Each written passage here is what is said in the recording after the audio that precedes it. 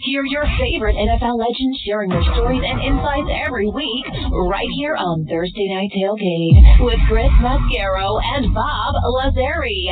Take it away, guys. There's no way out.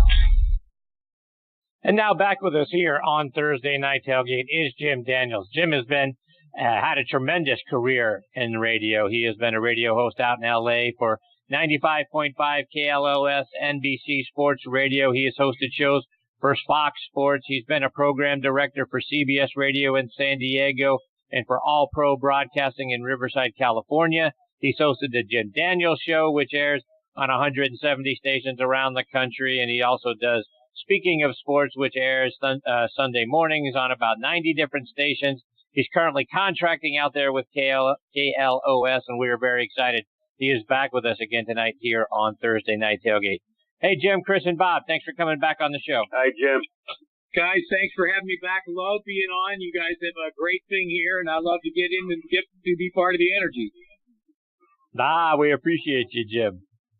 So, Jim, we got to get your perspective, right? I mean, we just had former Patriots running back Tony Collins on the show. Want to get the L.A. perspective on what's become a more heated Boston-L.A. rivalry, particularly over the last several months with the Red Sox, Dodgers, and obviously the Patriots and the Rams. What's the feeling out in L.A.? First of all, when you say the word Boston to anyone that's from here like I am, you kind of cringe a little bit because, God almighty, guys, I'm old enough, as you read my resume there a minute ago, you noticed that, I had to suffer through the Celtics of the 60s as a kid and be disappointed every single year. And, here I am, a grown man at the end of my career. Man, they're doing it to us again, and it's football and it's baseball and honestly, as an LA sports fan, Boston has been wearing us out lately, man, and it's tough to get past that and not look at stuff with blinders. Like, I look at the Celtics and the deal they're making, like for Anthony Davis, saying, hey, wait, Pelicans, wait, we're going to make a deal for you. It's like, here comes Boston to punk me again,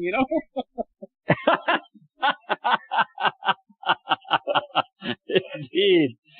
So, obviously it's been a good run for Boston over LA for a few months now. As we go into 19, right, the Dodgers obviously now a big blow with Clayton Kershaw, not knowing how long he's going to be down. But the Dodgers have made back-to-back World Series appearances. Can it be a third in a row, and can they get over the hump this year? Not currently, no, because like you said to start, with Clayton Kershaw, a question mark. The Dodgers have had an awful lot of eggs, I won't say all of them, but a lot of them in Kershaw's basket for a long time, and he's sucked it up and he's done the work and he's struggled through the injuries in the back and, all of this stuff. But, man, as a Dodger fan, again, you wake up and you look at the Times and it says Kershaw, resting. It's like, it's February. What do you mean he's resting? I mean, come on. This, it's not good. That needs to be addressed. I will tell you this, though. We're breathing a lot easier here in Los Angeles now that the Bryce Harper Derby is over and all of that money is spent by the Phillies and not us. Thank God. Whew, watch the bullet there. So are you happy to hear that? I was just sort of curious if Dodger fans were happy that obviously we got Manny Machado going, just a little south there in San Diego and the crazy money, the 10 years, $300 million. Were you disappointed? Or you happy that, that it wasn't the Dodgers on a 13-year, $330 million deal for Bryce Harper? That's insane. Ask the Texas Rangers about giving one guy your entire future and all your money and that, and I think they'll tell you a little story. But no, I think most Dodger fans are thrilled at the fact that, look at this. He's obviously got lots of fans here. The kid grew up in Las Vegas. He's close to Steve Garvey and their group. They've been very close for many years. So sure, it's been a natural, they thought, for him to come here. But that's not what the Dodgers need. The Dodgers need, they need to get Madison Bumgarner away from the Giants or something like that. You need to get somebody in that pitching staff to get over the hump. However, that being said, I look at the past two World Series that you just mentioned, and my guys got to learn how to hit in the clutch. They got to learn. I mean, they had the chance to do it 2 years ago, and they didn't do that. That was Game 7 at Home Year Park, and nobody showed up. Last year, they got run over by a red-hot Boston Red Sox team. So really, I mean, am I excited about the opportunity to get back to the World Series? Sure I am, and we got lots of great players. but you're going to have to do something. You're going to have to address the problem. You lost a guy the caliber of Manny Machado, and shame on Manny for going down there to take all that money. You kidding me? You don't go to San Diego to play. You go to San Diego to retire and spend all that money. What's wrong with you, Manny? True. How many games are you going to win? You're going to lose 90 games every year. You're going to live in La Jolla, and you're going to lose 100 games every year. No thanks. Yeah. So, Jim, is there any concern about Dave Roberts and how he managed in the World Series, or is everyone still high on him because he's gotten them there, 2 years in a row? I have to give you the lurch shudder. I'm not a Dave Roberts guy. I wasn't to begin with. I don't think you give the keys to a Ferrari to a rookie like that. And, he took it in stride, chewing gum like the base stealing guy that he is. And he mismanaged this, man. I mean, he cost us that first World Series. You're Game 7 at home, and Chavez Ravine and Kershaw wants the ball, and you gave it to who? Come on. No, I'll never forgive him for that. No, ever. There are some people, which are the people, if the Dodgers get eliminated or any team gets eliminated, and the local news camera, puts the camera, oh, you're a Dodger fan, but you lost. What do you think about the team next year? Oh, we'll be back. We'll win next year. That guy likes Dave Roberts.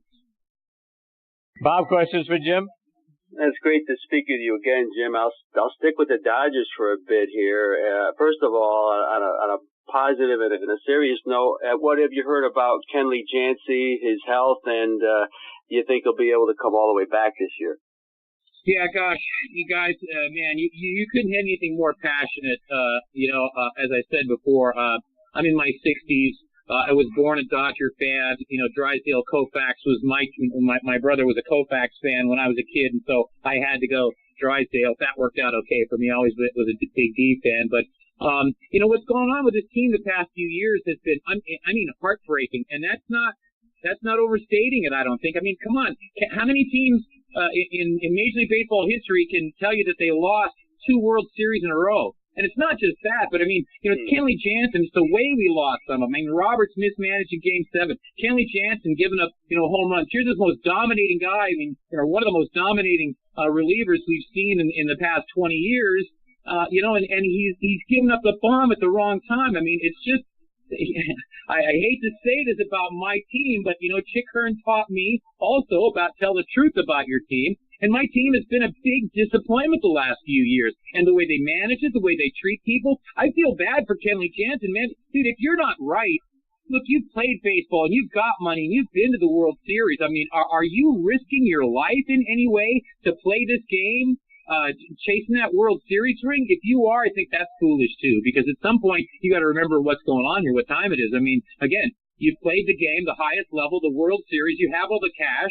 What? It's not. That's not important enough. Your health. That level is not important enough to be risking to go chasing jewels, in my opinion. And Jim, we keep hearing from the prognosticator, everyone's saying that the Dodgers still are the favorite to win at least the West, if not more. And you're right. There's a lot of question marks. They bring in a guy like A.J. Pollock, who I, believe it or not, I taught as a kid. So I'll be following his progress pretty closely. But the outfield in general, Jim, Jock Peterson's been around 5 years, up and down, and you got a guy like Tolles, but it's not your knockdown, drag out, great outfield, and Pollock again is susceptible to injury. So there's got to be a little concern there. Sure, and you let Puig go too. You had a good run with him. He's a wild card. He's a difficult guy to play, to manage. I get all of that, but he's also a spark plug, and he came through in the playoffs last year. I don't think you've addressed that either.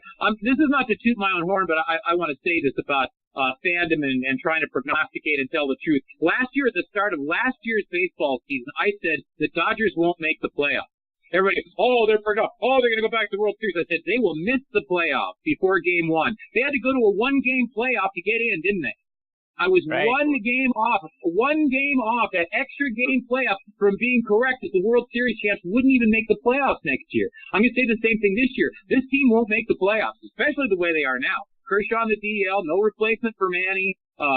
Just stop it. No way. Jim, Joe Kelly had a great World Series, and he is a guy that really drove Bob and I nuts. And Bob and I are both Red Sox fans, but you know, he might have had the best 5-game stretch of his time in Boston in that World Series. You happy to have him with the Dodgers now, or are you concerned that they might have bought high on Kelly? I think you're right. I think Joe had the greatest performance of his life at just the right time, and I got to say that you know, I love the fact that Joe Kelly has come to the team. He's a hometown kid. You know, he grew up and went to high school right here in my hometown of Corona, California, 50 miles from Dodger Stadium. So I know in some ways this has got to be cool for him. I don't know, maybe he was an Angel fan when he was a kid. I don't know. My son was in high school just about a year or so around the same time he was. But yeah, I think it's great that they've got him, but am I all excited about getting Joe Kelly in my bullpen? No. My bullpen's always strong. My staff is always strong. I love the arms that we've got. You know, Joe Kelly, okay, great, but yeah, you're probably trying to catch lightning in a bottle there, and you know, can he do that again? I hope so, but not holding my breath. Jim, I want to switch over and talk a little bit about the Rams. When you go back and you look at the Super Bowl, were you surprised at how well the Patriots defense was able to bottle up the Rams? No, and you know why? Is because of the mystery of Todd Gurley. Either one of you guys play fantasy football? Yes. Okay, over the past couple of years, who would be one of the, I don't know, would you say Todd Gurley's one of the top 5 guys you'd want on your fantasy football team last couple of years? Absolutely right. Yes, indeed. Can someone answer to me, because I'm here in Los Angeles and no one on television or a newspaper or online or any place else can explain it to me, but Todd Gurley apparently was healthy. And Todd Gurley came out of the game and said, I just had a bad game, man. And so they handed the ball off to a guy that was given haircuts in between getting cut by teams this year, who outplayed him behind a pretty good offense. I think the moment was too big to answer your question. I think the moment was too big for Jared Goff a little bit. But, you know, the Rams defense did their job, and they held the Patriots team to a low number, and that's what they're supposed to do. But the big question mark, and again, the disappointment and heartbreaker if you're a Rams fan, and I'm not, but the heartbreaker for that is you got Todd Gurley, who you think it's got to go crazy on these guys, or make them go so nuts on defense trying to stop him that just open it up for Goff and he'll be able to do his thing. Gurley's a no-show. What was that? So yeah, so that's a great, you know, and we've sort of wondered the same thing here as well, Jim. I mean, and I'm in Atlanta, and Todd Gurley obviously coming from UGA. So I would have expected that the offense ran through him, that he would have gotten the ball, 20 to 25 times in both the NFC Championship game and in the Super Bowl.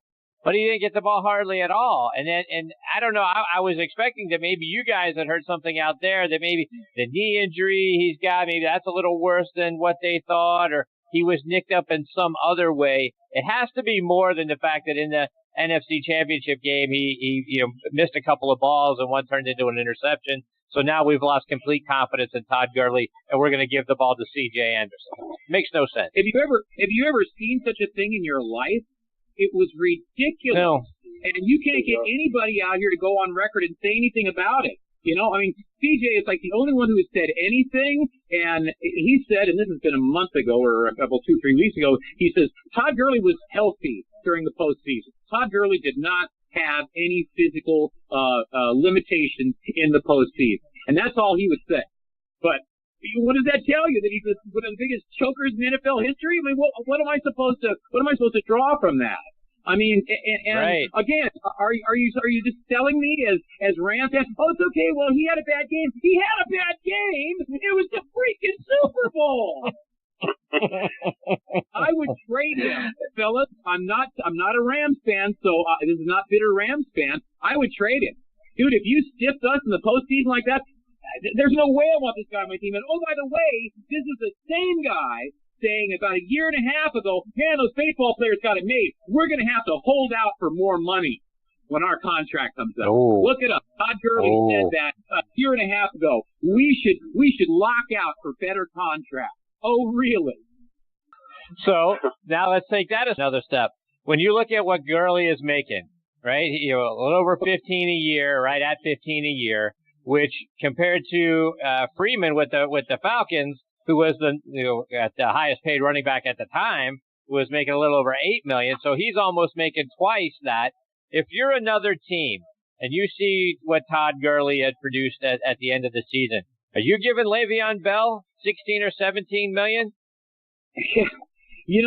Le'Veon Bell, as an owner, if I put my fantasy owner's hat back on here, as an owner, Le'Veon Bell scares the hell out of me. Because if I give Le'Veon Bell all that money, if I'm Jim Irsay and I give Le'Veon Bell all that money, if they come down here to Indy, let's win a title, going to put you back there with Andrew, we're going to get this done. I'm hyped, I'm into it, I'm all in. And then he pulls up with a hamstring. I got to get this checked out. I got to get a second opinion. What if he turns into that guy? This is a guy that didn't want to play football for, how much was it last year? What was the number last year? Was it 14 million? Yeah. Right. He refused to play football, his chosen profession, for all this money that he's so talented at. He refused to play the game for $14 million, almost $1 million a game, because that wasn't enough. So, do I want that guy's headache? Do I want that guy who would pull that on the Steelers? The Steelers are, I would say, a pretty revered franchise. If you're a player and you have any sense of respect for the history of the game and the teams and all that kind of stuff, sure, if you want to job the Jaguars, go ahead. But, you don't want to job the Steelers or somebody like that. Honestly, guys, I don't want any part of that guy. He's head case to me. So is C.J. Anderson your man with the Rams next season? Do you stick around and keep him because of what he did? C.J.'s a free agent, and I hope that somebody gives him a good contract. He really earned it. He had a tough year last year. You guys know, you've been radio guys, man. You've got, especially early in your careers, probably hired, fired, moved around a bunch of stuff like that. It's tough. It's tough on your family. And that guy wound up in the Super Bowl at the end of the day, and is going to get a contract from somebody, and good for him. But he's at the end of his career, and that's not what that's not what they need there. I don't know what the Rams need there. They're paying Todd Gurley so much money, you couldn't trade that guy. It would be so lopsided, you wouldn't be able to do it. You normally can't trade star players anyway because you never get good value for it. But this guy's being overpaid now and is the biggest choker we've seen in the NFL in a long time. Who are you going to sell that to? Bob Morford, Jim? Yeah, Jim, I might as well cover the other sports with you. The LeBron's Lakers, I call them out there. Back here in the New England area, we're almost happy LeBron's there to take the pressure or the news away from the Ball family, because we just we just can't understand how a guy that can shoot 41% from the foul line could be in the NBA. But tell us more about the Lakers. The 30-31 record, Jim, is that where people thought they should be around this time of the year? Here's another thing, guys. I told you I'm lifelong out here, born and raised. My brother went through a lot of surgeries as a kid, and his companion was the radio. And so Chick Hearn and the Lakers were on in my house all the time. Yeah. That's where I learned the game, and I learned the love of the game and the dreaded Celtics and all of that, which has been such a great, honestly, as a sports fan, it's been such an enriching thing in my life. Like Larry Bird, God, I couldn't even look at that guy in the 80s, because I hated him so much because he was so good. Now that it's over, I can look at him and go, God damn, that guy was good, man. You were good, man. But it's that passion that we get out of all that. Honestly, I guess that's what we're doing here. The thing about the Lakers is, like headlines, our own place, NBC, what has been a disastrous season for LeBron and his Los Angeles Lakers. What did any of you people think was going to happen this year? Mm-hmm. Did any of you people of my ilk, our ilk, people that write, talk, watch sports, think that LeBron was going to go to Los Angeles with Lonzo Ball and what the hell ever else and take them to the finals? If you did, I've got property and homes and cars I'd like to sell you. But the thing is, the people want to say, it's a disastrous season for LeBron and the Lakers. What's a disaster? They're at least trying when they should be tanking to try and get a better draft pick. But good for them for not tanking and doing it. And LeBron wants to run his guys and see what he's got. But this is a building process, man. This team was not going to defeat the Warriors in LeBron's first year out here. For people to say the season is a disaster, they don't know what they're talking about. And Jim, I might as well end it with hockey. Back here in East Coast, it's heavy duty. New York, Boston, and everything here, big hockey. We hear about Los Angeles when they have a real good record, real good offense, things like that. Jim, they have one of the lowest win totals out there and just can't score goals. What is the status of hockey in LA at this point? Let me tell you something, fellas. Again, this is the trick about this town. And you know this. I mean, and I can say this. I'm a grown-ass man, and I get this, and I can accept it. Boston is a great sports town, and they're getting all these championships because, the teams and the players and the managers and the fans and all that kind of stuff matter. The mojo matters, and I think it makes that happen. LA is not a great sports town. I mean, it's Hollywood. It's the beach. It's, all of that other stuff. But, I mean, it's not a great sports town. And hockey clearly is in the furthest of the back seats of the station wagon in all the sports around here. And these fans are super fair weather. I mean, LA's a melting pot, so whenever your team comes to town, the people from Chicago come out when the Hawks come, how that goes. But for the most part, people, they just don't care. You don't see people driving around LA with Kings flags or Ducks flags. However, the Vegas Golden Knights, which is only a 30-minute plane ride or a 4-hour car drive away from us, is red hot. You see their gear all over the place. When they come to town, the games sell out. The Vegas Knights are the hot thing out here. Even in Los Angeles, they're the hockey thing out here. Jim, just a couple of more before we let you go, and I want to wrap it up with a couple of more questions about the Rams. First of all, as we head into the draft a little over a month from now, talk about what you expect the Rams to do. Where do you think they go, offense or defense? Their defense did such a great job in the Super Bowl, and one of the toughest assignments there is. You've got to be pleased. I'm sure Wade Phillips is. If you're the Rams, you're scratching your head about what happened with offense. I don't want to. It's like the Saints and their fans want to blame that whole debacle down in New Orleans and why they didn't go to a blown call. We have blown calls in sports, and we live with it. When it's your team, you're more angry than when not, but, whatever. What the Rams have got to do is, I mean, they've got a guy, I mean, your number one guy, I mean, obviously when you say Todd Gurley's number one over Goff, of course he is, right? Or, I mean, he's supposed to be. I mean, your number one guy is a question mark. So where do you go with that? I mean, honestly, I don't know what card to play. I mean, I'm pressed against the wall. You're holding a gun to my head. Offensive lineman. I don't know what you do because there's hard players up there. So, yes, to your point about trading superstars and not being and how difficult all of that is and the money involved and all that sort of stuff. I'm a Steelers fan. I'm from Pittsburgh, Jim. I'm looking to dump Antonio Brown. I'll give you Antonio Brown for Todd Gurley straight up. You taking it? Man, I'm tempted. I really am. I got wide receivers, but God, can I get maybe a draft pick with that? Yeah, I would. I think I would. But Antonio, man, talk about head case. What is that guy? Did you see the thing he put on Instagram a couple of days ago where he's all out of breath? What was that? Yeah. Yeah. I tell you what, as we talked about Le'Veon Bell and now Antonio Brown, those guys can't get run out of town fast enough for me. I can't wait for the new league year to start here on the 13th so that we can dump Antonio Brown just as quickly as possible. It's sort of like that scene in Caddyshack, right? This is the ugliest hat I've ever seen, but it looked good on you, though. So I'd love to trade him to you. Do you think, is there any chance, here, I'll interview you now, is there any chance that Antonio Brown, is there any chance that AB wants to prove that he can do it without Ben, that he can do it someplace else, the Shaq and Kobe thing? Is there a chance that that's what's driving this silliness?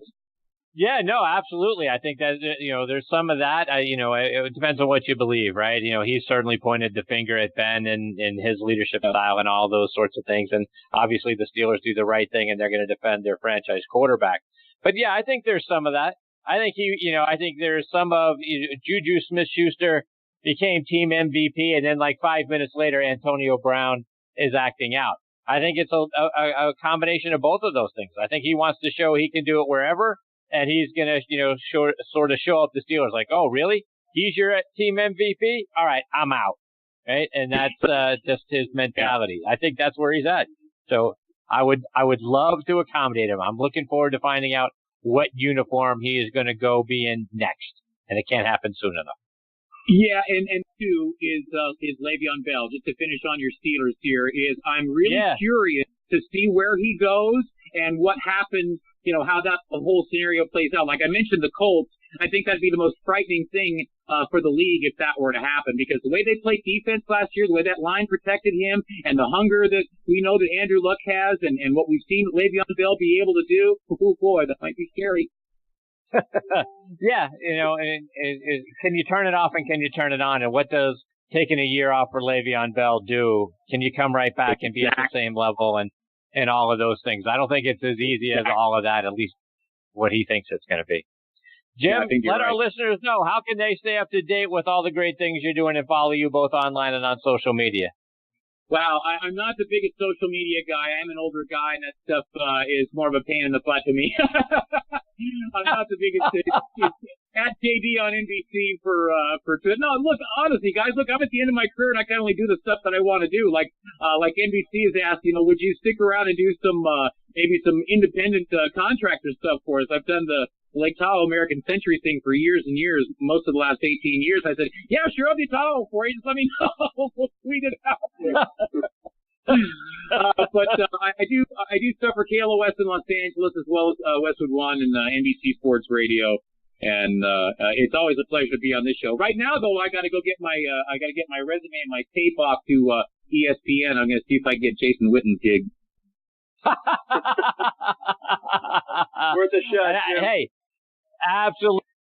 You let us know. Great. We'll write the letter of recommendation.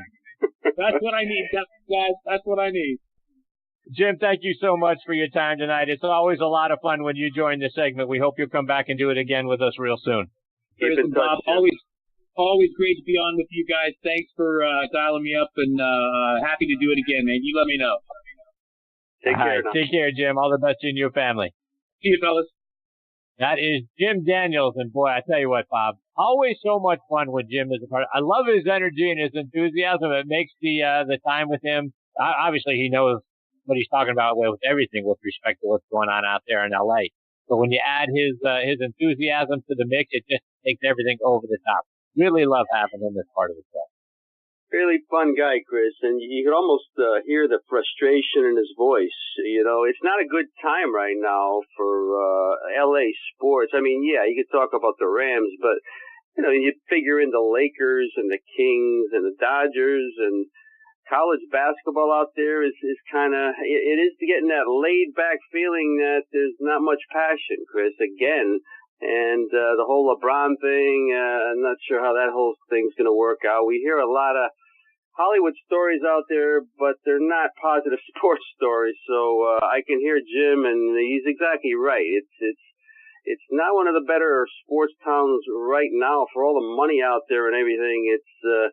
There's a lot to be desired, and we can hear that from Jim. Jim will tell you what's on his mind and exactly what's happening. Yeah, and that's one of the things I love about him. But yeah, you're right, Bob. When you think about what's happening out in LA and the Boston dominance, at least over the last 6 months, and where they go from here, it's going to be interesting to see what happens with Clayton Kershaw. It's going to be interesting to see what happens with the Dodgers this year. Can they make it 3 in a row? I think they're probably, what Jim was talking about a moment ago, they're probably going to struggle early on until we find out how healthy Kershaw is, and then seeing if some of their bats can come alive. But it's going to be a tight race out there in the NL West. Goodness knows, Colorado is going to be no joke. Arizona has always been a thorn in their side, and then we'll see if the Giants can rebound. But I think it's going to be an interesting race to see. And hopefully we get the opportunity to get Jim back on the show shortly after the season gets underway and hear what he's hearing and go from there. But again, can't thank him enough for his time. Always so much fun.